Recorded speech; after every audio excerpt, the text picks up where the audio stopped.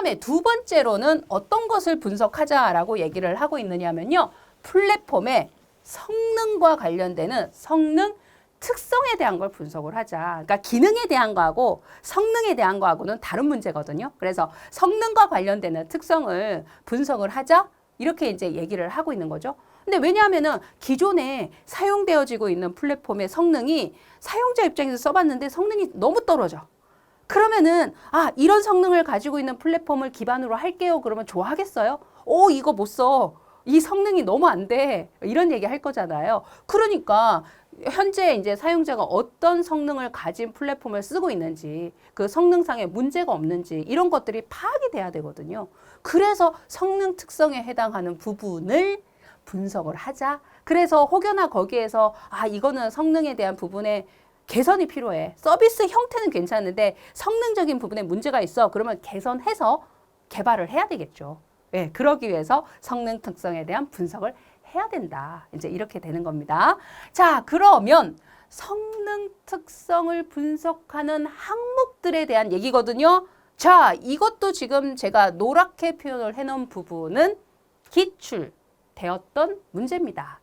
반드시 기억합니다. 일단은요, 1차적으로 타이틀을 먼저 외울게요. 응답 시간, 경과 시간, 가용성, 사용률, 처리량.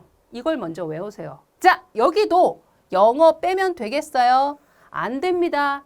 여러분 정보 처리 기사는 특히 아래쪽 급수는 조금 다를 수 있지만 정보 처리 기사의 경우는 한글뿐만 아니라 영어도 같이 선택 지문상에 등장하는 거 일반적입니다. 가끔 나오는 게 아니라 일반적이에요. 그래서 제가 영어 기록을 해놓은 거는 같이 보셔야 돼요. 아시겠죠? 자, 응답 시간에 해당하는 response time, 경과 시간에 해당하는 거는 turn around time. 이때 보면 여러분이 한글만 봤을 때는 이게 다소 오히려 헷갈리실 수도 있는 그런 단어 표현들이 있어요. 근데 영어로 보면 완전히 구분되거든요. 단어 자체가. 그래서 영어에 대한 구분도 하실 필요가 또 있는 거예요. 자, 그 다음에 availability, 가용성, 사용률, 그리고 처리량에 해당하는 것까지 영어 부분까지 모두 다 일단 기억하시고요. 응답 시간이 뭐냐부터 이제 또 내용을 연결해야겠죠. 아주 간단하게는 성능 특성, 플랫폼의 성능 특성을 분석하는 항목에 대한 거 맞는 거 어떤 거니 아닌 거 어떤 거니 이거 물어보는 게 1차적인 문제 유형이에요. 근데 이제 조금 더 나가면 뭐가 나와요? 이런 설명들이 나오는 거죠. 그래서 플랫폼의 성능 특성에 대한 설명 중에 무엇에 대한 설명이니? 이렇게 물어본다는 거죠. 그러면 여러분이 이런 설명들을 보고 이거는 무엇에 대한 거다. 이렇게 연결이 돼야 되니까 같이 보셔라. 그 말인 거예요. 아시겠죠? 자, 그래서 응답 시간부터 한번 봐보시면 전달된 요청에 대한 응답이 도착할 때까지 소요된 시간을 의미한다. 이거는 뭘까요? 응답이 도착한다. 응답이 도착한다? 이거는 뭐냐면 이거예요. 어떤 작업을 좀 해주십시오 하고 의뢰를 했단 말이에요. 그러면 의뢰를 한다고 해서 바로 그래 오케이 이렇게 답변하는 게 아니란 말이죠. 그렇죠? 요거 이제 쉽게 연결을 예시를 들어서 이제 설명을 해드리면 이런 경우입니다. 여러분이 평상시에 은행에 많이 방문하시잖아요. 예, 은행에 방문해서 현장에서 번호표 내가 은행에 도착한 시점에 번호표를 뽑죠. 여러분은 예를 들어 내가 11시에 도착을 했어요. 번호표를 뽑습니다. 그런데 사람들이 엄청 많아요. 그러면 뭐 해야 돼요? 당연히 대기 기다려야죠. 그러다가 창구에서 번호표에 찍힌 내 번호가 띵동 울려요. 그러면 이제 창구로 여러분이 달려가죠. 창구 업무를 위해서 갑니다. 그러면 제가 이거 뭐 어쩌고저쩌고 할 건데요. 여러분이 이제 은행에서 어떤 업무를 할 건지 창구 직원에게 얘기를 하겠죠. 그러면 그거를 그 순간 직원은 받아서 어떻게 합니까? 어찌 보면 응답을 하는 거죠. 내가 은행에 11시 도착했다고 바로 일해줄게요. 이거 아니잖아요. 도착은 11시에 했지만 요청은 하고 싶었지만 사실상 실제로 응답한 건 어느 시점? 예를 들어 11시에 왔지만 11시 30분에 번호가 띵동 울려서 창구로 가서 어떤 업무를 할 건지 접수했다. 그러면 11시 30분 시점이 응답된 시간인 거예요. 그쵸? 그 얘기예요. 이해 가시죠? 자, 그 다음에 경과 시간에 해당하는 거는 또 어떻게 되느냐? 이거는 작업을 의뢰한 뒤입니다. 자, 작업에 대한 의뢰를 했어요, 일단. 이거는 무슨 얘기예요? 창구에 가서 저 이거는 여기서 이쪽으로 이체를 하고요. 그다음 이거 통장 정리 좀 해주세요. 이렇게 작업 의뢰를 한 거예요. 그러고 나서 그 결과가 나올 때까지 소요된 시간. 그러면 창구에서 그 직원이 엄청 열심히 일 처리해 주겠죠. 그럼 11시 30분에 갔어요. 의뢰를 했어요. 기다립니다. 언제 끝나느냐? 11시 50분에 끝났어요. 그러면 50분에 30분에 시작해서 50분에 끝났잖아요. 그러면 20분이라는 시간 동안 해당 작업에 대한 처리를 해준 거죠. 그 직원은. 바로 그게 경과 시간인 거예요. 아시겠죠? 네. 그래서 응답 시간, 경과 시간 비슷해 보이는데 전혀 다른 의미입니다. 자, 이렇게 구분하고요. 가용성에 해당하는 거는 어떻게 구분하느냐? 가용성은 시스템 사용이 요구되는 즉시에 사용 가능한가? 이거는 이제 어떤 경우에는 사실 해당 시스템을 못 쓸 거냐 하면 고장이 났을 때 혹은 이런 경우 있죠. 대부분의 경우는 이제 다수가 사용하는 시스템은 또 실시간 접근이 다 되게끔 시스템을 형성합니다만 만약에 그렇지 못한 경우 내가 사용하고 싶어도 다른 사용자에 의해서 공유해서 쓰는 시스템의 경우 못 쓰게 되는 상황, 당장 쓸 수 없는 상황 이럴 수도 있거든요.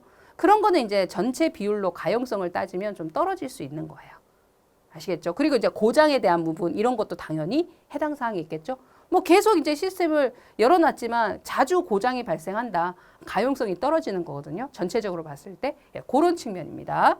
사용률에 해당하는 것은 시스템 내에 있는 중앙 처리 장치, CPU라고 표현을 해드렸죠. 중앙 처리 장치, 가장 이제 중심이 되는 컴퓨터에서 중심 처리 장치입니다. 그리고 메모리 당연히 있을 거잖아요. 이런 자원들을 작업 수행할 때 얼만큼 쓰느냐 이런 부분이에요. 그런 정도를 측정을 해놓은 게 사용률에 해당하는 거다. 이렇게 이제 구분하고요. 처리량에 해당하는 부분은 일정 시간이 주어졌을 때 그 시간 동안 작업을 얼만큼 처리할 수 있느냐. 그러니까 뭐 A라는 사람과 B라는 사람이 있는데 같은 업무를 추진하는데 A라는 사람은 엄청 일 처리 속도가 빨라요.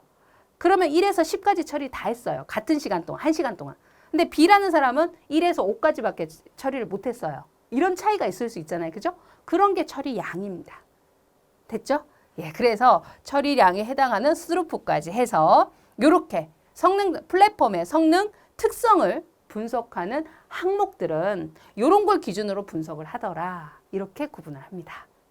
되셨나요? 외우셨어요? 응답 시간, 경과 시간, 가용성, 사용률, 그리고 처리량까지.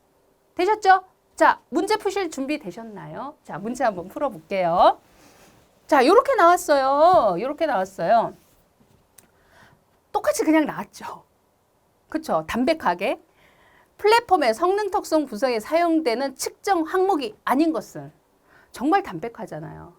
그러니까 이게 학습을 하기 전에는 이게 뭐가 뭔지 내가 어떻게 알아? 이런 거고요.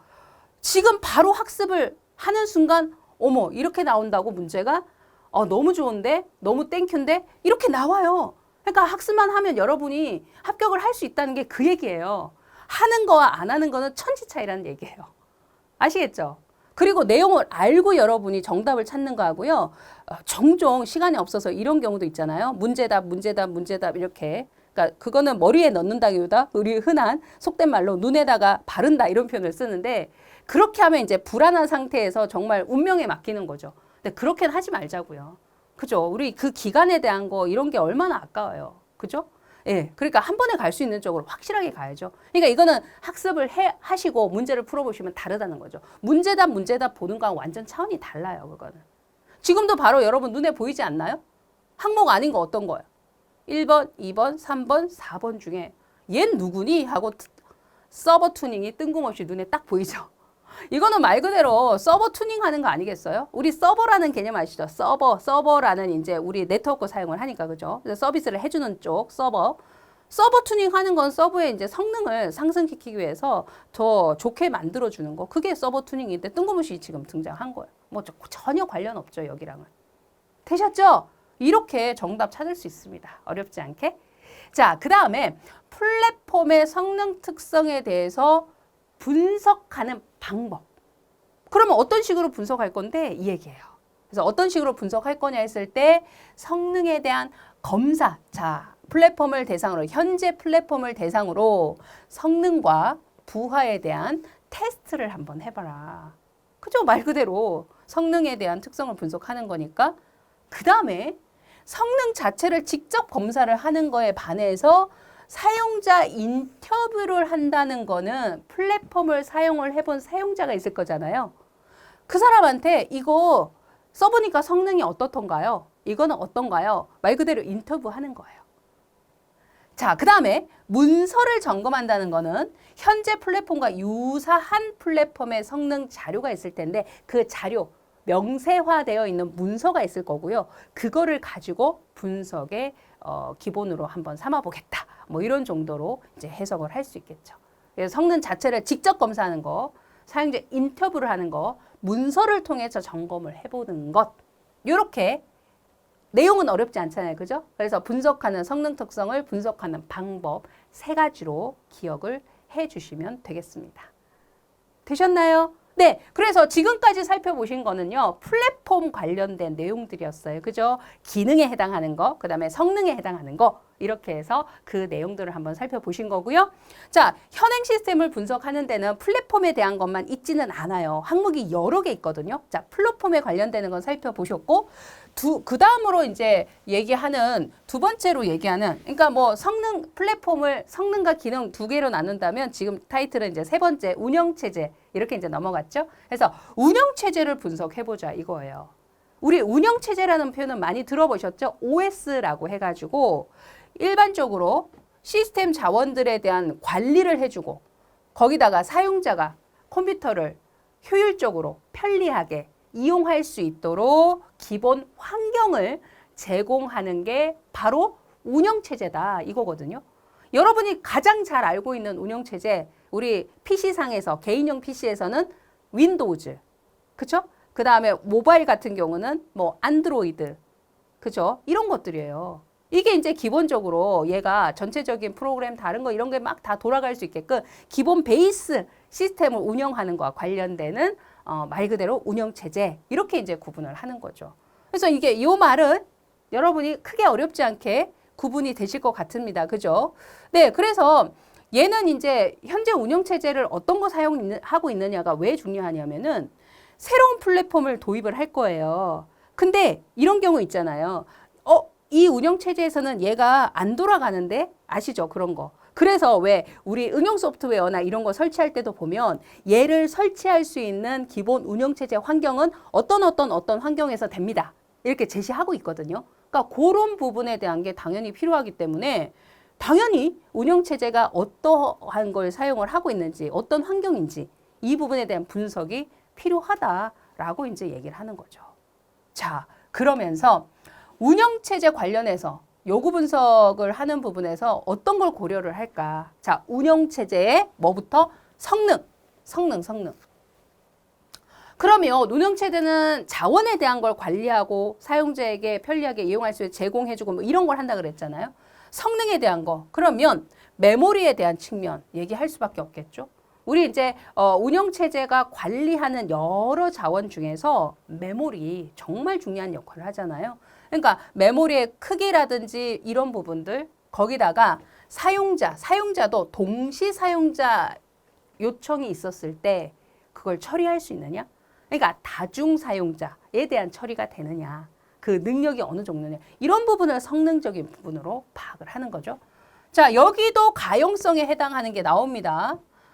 가용성에 대한 부분은 기본적인 의미 해석이 사실 어디에서나 유사합니다. 그래서 이거는 쓰고 싶을 때 쓸 수 있느냐 이런 문제거든요. 그러면 쓰고 싶을 때 쓸 수 있느냐의 가장 기본은 시스템이 자꾸 고장이 나고 오류가 발생하더라. 그러면은 쓰고 싶은 시점에 활용을 못하는 형태가 되잖아요. 그래서 그런 부분. 자, 운영체제 자체에서 발생될 수 있는 장애 그리고 문제 상황 이런 부분에 대해서 잘 조정을 해서 스스로가 재가동될 수 있는 어떤 환경에 대한 게 제공되느냐. 이걸 가용성으로 여기서는 해석을 합니다. 그러니까 기본적인 베이스 해석은 동일하죠. 자, 그리고 지원되는 기술에 대한 건 뭐냐? 기술이 어떤 게 지원이 되느냐? 그렇죠? 그래서 이제 제작업체에서 지원될 수 있는 기술, 그 다음에 오픈소스 제공되는 게 뭐냐? 이런 것들이거든요. 그리고 주변기기, 어떤 거 설치할 수 있느냐? 우리 뭐 주변기기 그러면은 우리 컴퓨터 본체 외에 주변에 꽂아서 사용하는 건 말 그대로 다 주변기기죠. 근데 이제 모든 기기가 주변기기를 다 받아들인다 이건 아니거든요. 그러니까 어떤 주변기기를 연결을 할 수 있느냐, 설치할 수 있느냐 이런 부분들. 그리고 당연히 유지보수를 위한 비용적인 측면 이런 부분들까지 요구 분석을 할 때 고려를 해야 되는 상황이다라고 구분을 할 수 있습니다. 어때요? 되셨죠? 자, 이렇게 해서 얘도 어떤 걸 구분하셔야 되겠어요? 요구 분석을 하는 거와 관련해서 현행 시스템에 대해서 우리가 몇 가지를 분석하는 사항들을 보고 있는 거잖아요. 네, 그래서 이제 지금은 운영체제에 관련해서 운영체제 부분이 어떤지를 분석하자 이거죠. 그러면 어떤 부분을 분석하는데 고려해야 될까에 대한 항목인 거예요. 성능, 가용성, 지원되는 기술, 연결할 수 있는 주변기기, 그리고 비용까지. 자, 요거는 운영체제에 대해서 분석을 할 때 반드시 고려해야 될 사항이다라고 해서 5가지 기억을 해주시면 됩니다. 되셨죠? 자, 그 다음 계속 갑니다. 이번에는요, 네트워크 분석에 대한 부분이고요. 네트워크는 우리 알고 계시는 통신 연결하는 네트워크 있죠? 예, 그 부분이에요. 그래서 이제 현재 유선, 무선으로 연결할 수 있는 네트워크 연결 상태가 어떠냐? 그렇다면 현재 연결되어 있는 네트워크 기술, 그 다음에 연결된 네트워크의 구조, 이런 부분이 뭐냐부터 출발하거든요. 그래서 네트워크와 관련되는 기술과 구조에 해당하는 부분이 무엇인지 분석을 하는 거예요. 그러면서 서버와 연결 방식에 대한 부분이 어떠한지, 물리적인 위치는 어떻게 되는지 이런 부분에 대한 걸 파악을 해야 되고, 우리 통신 그러면 정말 빼놓을래야 빼놓을 수 없는 것 중에 보안에 해당하는 게 어떠냐, 그래서 취약사항에 대한 게 없는지 이런 측면들을 파악을 하는 게 네트워크 분석에서는 필요하다. 이렇게 지금 제가 역시 표시해 드린 거 기준으로 해서 네트워크 분석에서는 이런 부분을 고려해야 된다라고 해서 기억해 주시면 됩니다. 자, 계속 갑니다. 지금 이제 그 다음으로는 DBMS, 요거는 이제 데이터베이스예요. 데이터베이스. 수없이 많은 데이터들이 있습니다. 그거를 따로따로 운영 관리하는 게 아니라 한꺼번에 모아서 같이 관리하고 제공하거든요. 다수의 사용자에게. 예, 그러기 위해서 데이터를 한 번에 모으는 데이터베이스 관리 시스템에 해당하는 거. 예, 이게 있어야 돼요. 자, 그랬을 때 DBMS에 대한 걸 분석을 해서, 자, 얘는 DBMS에 대한 정의, 이거는 뭐 뒷부분에서 우리가 많이 볼 수 있습니다.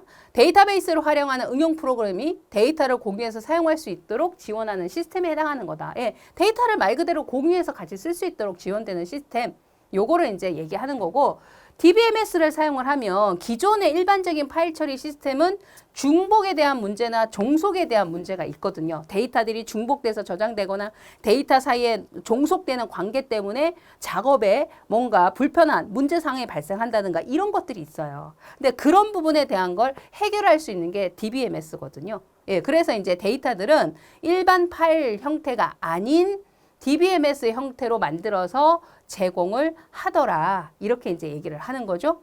자, 그러면 DBMS에 해당하는 부분을 분석할 때 데이터에, 자, 보시면 무결성에 대한 얘기가 등장해요. 무결성이라는 건 뭐냐면 데이터가 정말 정확하고, 그러니까 정확하다라는 거는 얘가 현실 세계 데이터와 그 다음에 데이터로 표현된 데이터가 다르다. 이렇게 되면 안 되는 거잖아요. 그죠? 이게 정확하고 그 다음에 안정적으로, 어떤 변화에 쉽게 변해서 데이터가 막 이상하게 막 값이 바뀌어요.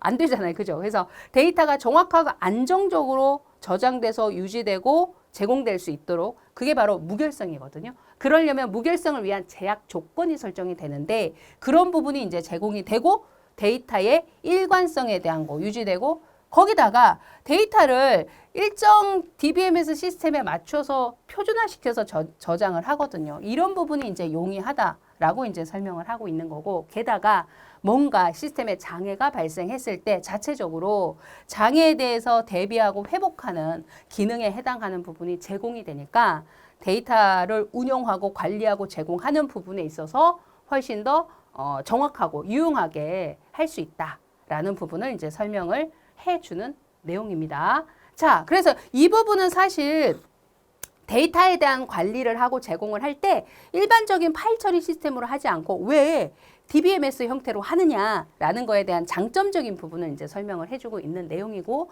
요거는 사실 뒤쪽 과목에서 DB에 관련되는 과목이 따로 있잖아요. 거기서 사실은 더 면밀하게 나오긴 합니다. 여하튼 간에 이제 일단 이렇게 알고 이제 시작은 하시고요. 자, 분석과 관련해서 여러분이 여기에서 중점을 둬서 기억을 하실 거는 바로 우리 앞에서 운영체제에 대한 분석의 고려사항에서도 나왔잖아요. 그런 것처럼 이게 겹치는 부분이 또 있어요. 자, 성능에 대한 거, 얘는 데이터베이스 관련이기 때문에 뭐와 관련이 있어요? 그렇죠. 데이터베이스 뭐 대용량의 데이터, 대규모 대용량의 데이터를 처리할 수 있는 성능과 관련이 되는 거죠. 성능에 대한 부분을 확인을 하는 거고, 가용성에 대한 기본 의미 사실 동일합니다. 예, 시스템의 기본 운영이 되는 동안 장애가 발생을 얼만큼 할 수 있느냐, 장애 발생이 얼만큼 할 수 있느냐, 그리고 혹시 장애가 발생했을 때 회복을 해서 재가동을 할 수 있느냐, 이런 부분인 거죠. 그래서 이제 재가동이나 백업이나 혹은 복구에 대한 편의성이 어떻게 되어 있느냐, 이 부분을 분석하는 거예요. 그래서 이제 이런 부분에서 좀 문제가 있다 판단이 되면 사실 그 부분은 수정을 해서 수정 보완을 해가지고 개발해야 되지 않겠어요? 그죠? 예. 자, 그 다음 계속되는 부분, 지원되는 기술, 우리 앞에서 나왔던 거하고 사실 똑같죠?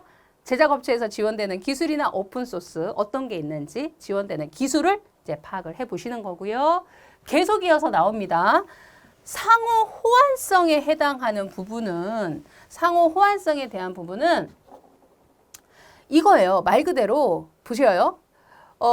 설치 가능한 운영체제의 종류를 확인하고 그 다음에 응용 프로그램이나 프로그램 언어에서 데이터베이스로 접근해서 조작할 수 있는, 그러니까 어떤 프로그램 언어에서요, 이 데이터베이스에 형성된 데이터를 가져다가 작업 처리를 해야 돼요. 그러면 이제 그쪽으로 접근해서 조작할 수 있는 인터페이스를 열어줄 수 있느냐, 그리고 호환될 수 있는, 왔다 갔다 상호 교류를 할 수 있는 형태가 되느냐, 이런 측면이거든요. 그러니까 상호 호환을 한다는 거는 나 혼자서 독자적으로 운영해서 움직이고 제공할 거야의 의미에서 좀 벗어났죠. 좀 더 넓게 서로 교류할 수 있느냐, 이런 측면에 대한 거 어느 정도까지 되느냐, 이거를 분석한다는 얘기죠. 예, 상호 호환성에 대한 거 분석해야겠고, 그리고 역시 여기도 비용에 대한 부분, 구축 비용, 유지보수 비용, 이런 게 이제 어떻게 될 거냐라는 측면까지 분석을 해줘야 되는 게 DBMS 관련해서 기존 시스템에서 분석을 해야 될 내용들에 해당한다 해서 항목들을 역시 구분을 해주시면 되겠습니다. 자, 그러면 이와 관련해서 문제가 어떻게 나왔는지 바로 또 확인해 볼까요? 봐보세요. 문제 풀어보세요, 여러분. 정답은? 이건 아닌데 하는 게 딱 보이죠? 그렇죠. 네트워크 구성도라는 게 있었나요? 예, 보지도 못했죠? 이런 게 있는지도. 예, 다 나오죠. 이렇게 나와요. 되셨죠? 어렵지 않죠? 예, 그래서 기본적으로 어떤 항목에 대한 거, 종류에 대한 거 구분하는 거 나오는 거는 그냥 그 종류는 무조건 외워주셔야 돼요. 다만 외우실 때 이게 어떤 종류라고 외웠는데 연계성을 좀 가지고 외워주셔야겠죠. 그래서 이거는 뭐에 대한 항목이다, 종류다, 이렇게 좀 나누어서 정확하게 구분하시고, 좀 헷갈릴 수 있는 비슷비슷한 것들이 있을 수는 있어요. 근데 그런 부분을 헷갈리지 않고 명확하게 구분하시는 거, 이런 걸 좀 끊어내면서 이제 학습을 좀 해주셔야겠죠. 자, 그리고요, 계속해서 비즈니스 융합에 대한 분석입니다. 비즈니스 융합. 지금 앞에서부터 계속 현행 시스템 분석을 해오고 있는 항목들이거든요. 근데 비즈니스 융합에 대한 분석은 말 그대로 융합이에요, 융합. 융합이에요, 결합. 자, 융합의 원리를 적용해서 제품이나 서비스에 새로운 가치가 창출될 수 있도록 하는 거다, 이거예요. 그래서 두 가지 이상의 서비스에 대한 기능을 융합을 하는 거, 그 다음에 제품의 기존 제품이 있는데 여기에 새로운 IT 부품이나 소프트웨어를 융합을 해주는 거. 그러니까 모두 다 이제 융합이 되는 거죠. 거기다가 사용자 요구를 반영해서 제품과 서비스에 대한 걸 융합하는 거. 이런 것들에 대한 게 이제 다 융합에 대한 원리가 적용되는 거다. 이렇게 구분을 해 보실 수 있습니다. 자, 그러면 요것도 문제가 어떻게 또 관련해서 우리 앞에서 배우신 내용들 문제가 또 어떻게 나오는지 한번 봐보셔요. 현행 시스템 분석에서 고려하지 않아도 되는 항목은 이거는 보니까 제가 지금 계속 앞에서도 설명해 드리면서 우리 현행 시스템 분석해야지만 새로운 소프트웨어 설계할 때 요구사항 분석에 대한 걸 하는 기본이다. 이렇게 말씀드리면서 처음에 출발했단 말이에요. 그러면서 이제 앞에서부터 쭉 생각을 해보면 기억을 떠올려 보세요. 플랫폼에 대한 게 있었죠. 그래서 플랫폼의 기능에 대한 분석했었어요.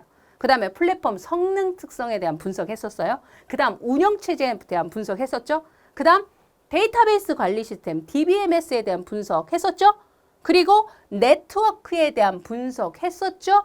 그리고 마지막으로 융합에 대한 분석까지 이렇게 분석에 대한 항목이 나누어져서 여러분이 그 내용을 살펴보신 거예요.